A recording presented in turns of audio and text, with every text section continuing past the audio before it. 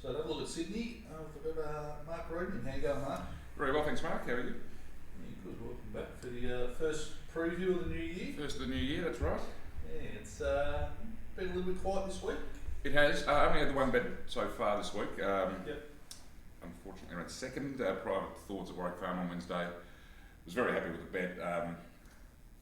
Horse of Peter Snowden's had blinkers first time and jumped out of the ground and improved lengths and knocked us off by about half a neck, which was unfortunate. It was a good bet, but it was on the whole rough set of results at Warwick Farm on Wednesday. I made a few reasonably well clear at the top of my market, which, as people probably know, are the horses I like to concentrate on, but there were either map or fitness or price issues about all the others apart from Private Thoughts. And yep. Happily, I ducked all of those. They all got beaten. They all ran between second and fourth, and all got beaten by under a length. So, although it was a losing day, it could have been an absolute heartbreaker if it had been a bit more aggressive there. So that's some consolation.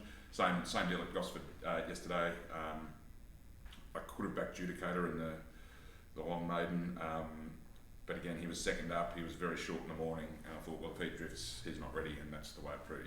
He drifted first up, drifted again yesterday, and he raced like a horse who's either not good enough or not fit enough. So dodged another bullet there. So even though we haven't found a winner yet this week, certainly saved a few dollars, which is half the battle really. A unit saved equals a unit won. That's right. Winner at evens, as my dad often says. Dodging a loser, yeah. But but hopefully, dodging losers is one thing, but finding winners is the real name of the game. So into the weekend. Yeah, well, we're in Melbourne, where the weather's a bit all over the place. Fair to say, but yeah, that's standard. Yeah. Yeah, it sounds like up in Sydney, the heavens have opened. They have. You had one of those pretty typical Sydney forecasts, loading like the chance of a thunderstorm, which can mean anything from 0 to inches of rain. Looks like they're on the way to inches. Right. Going certainly closer to inches than 0. Both tonight and tomorrow at Rosehill are already down to a soft 7, and there's more rain forecast today and tomorrow. So there's a very good chance we're only going to be dealing with very wet tracks, which is fine. We know what we're dealing with. I am going to have to do a bit of reassessment for Rosehill. It was guesswork up until this morning how much rain they were going to get. Yep. Rain tends to be very localised in Sydney, but both tracks have copped it on this occasion. I've identified a few wet trackers. These aren't. I'm not tipping these at this point, but there's some horses of interest on the wet track. Yeah. Connemara's one. She's first up. She's got good wet track form. Raced well during the winter on wet tracks, and has been. I've actually jotted down. I've noted down her trials against some other horses that raced recently, and I do like the way she's trialling. Have to have a think about that one though. If the track ends up very wet and she's first up, there will be a fitness issue. But she's $11-ish at the moment, which might persuade me to take the risk because her first up form is fine and her wet track form's good, and she's a nice price. That's in race 7? It's race 7 and 1, yeah. Yep. And the other race, there were two of interest actually. One is a wet tracker and one who really should be fit now. They are the top two in the market, but word for word, who the punters will be absolutely sick of. We found her first up when she was unluckily beaten, and she's been a very short price favourite and narrowly beaten twice since. However, on her breeding up to this trip, it's what she's been looking for. On breeding she should be 2,000 metres plus 2,500 metre horse, and they've been running her at 1,400, 1,500 metres sort of thing. Okay. Getting out to 2,000, even tomorrow. Which really on breeding should be up her alley. We know she's got the ability. She's been beaten a lip on a heavy track in Queensland in a listed fillies race, so the wet track shouldn't be any problem. And she might be a price because the punters in the market generally might be sick of her after burning their fingers 3 times already this prep. Yep. But the favourite is well worth mentioning, Mr. Dependable. He doesn't have the wet form on the board yet, but I didn't back him, but that would have been horrible to watch if you'd taken the odds on him last Saturday at Randwick when Adam Hieronymus went out like it was the Oakley Plate. The people who do, sectional benchmarks were saying he was going 15 lengths above benchmark to the 600, which is just, it's just something's gone horribly wrong there. In a hurry?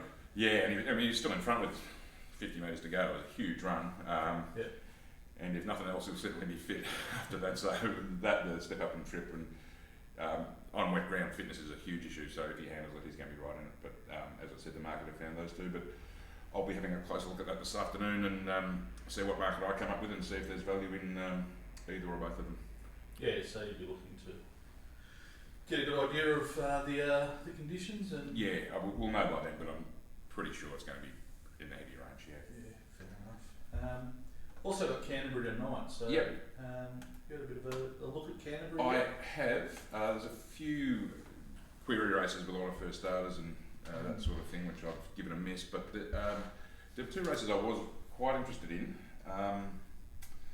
We've just recently, as we're recording this, got the final scratchings, and they've both been knocked around a little bit. It's race 7 and race 8. I was interested in.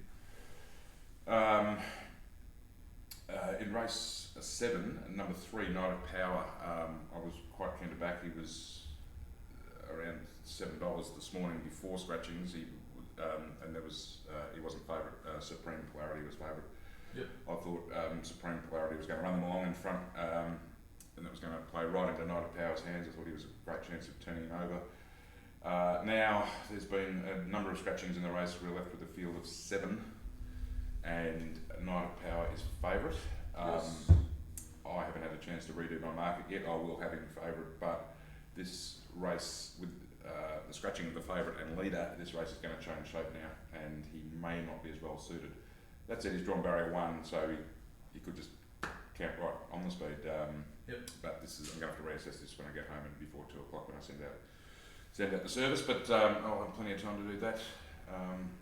Just after this, but I was very keen on him. I thought he profiled really well, but that's just one of the things that happens with wet tracks, I suppose. They do get knocked around with, the races get knocked around with scratchings, and that's happened here, unfortunately. But he's certainly a horse of interest, and probably the only one I'd be interested in backing in that race. Nice. And in the last, this is an interesting race. We've got a couple of, this has been destroyed by scratchings as well. A couple of lightly raced horses coming off maiden wins at the previous Canterbury night meeting back on the 3rd of January. On figures, Quantico, who is the favourite, was certainly the pick of the two. Napster was very strong, came from last in reasonable time, not great time, over 12.50. The reason I might lean to Napster at the prices here, and there's a huge difference in their prices, is that they both haven't seen a wet track, but Napster really is bred for it. His dam won on a heavy, and his sire Quasir, of a smallish sample size, has a 26% strike rate on wet tracks, I think, which is fantastic. It is a small sample, but Quantico's by I'm Invincible, who's very much a some do, some don't on heavy. Statistically, he's better. I mean, he's an outstanding sire, but statistically superior dry track sire to wet track sire. So that is certainly enough to stop me wanting to jump into odds on with Quantico, and just those a couple of ticks in favour of Napster, even though there is a little gap in figures between the two of them at the much bigger price. I think he's certainly the value in the race. And again, I'll have to reassess after the scratchings and so forth, but I'm pretty sure he'll be a selection for the service. So post scratching, so Quantico $1.60 at the moment, and Napster $6. Yeah, I mean, I'll have Napster much shorter than $6, I'm sure. So I can say with almost complete certainty he'll be a bet for us tonight. Good stuff, and we'll wait to see how we go tomorrow when the pitch becomes a bit clearer. Yep. Good stuff. All right, thanks for that, Mark. No we'll catch up next week. Okay, until then.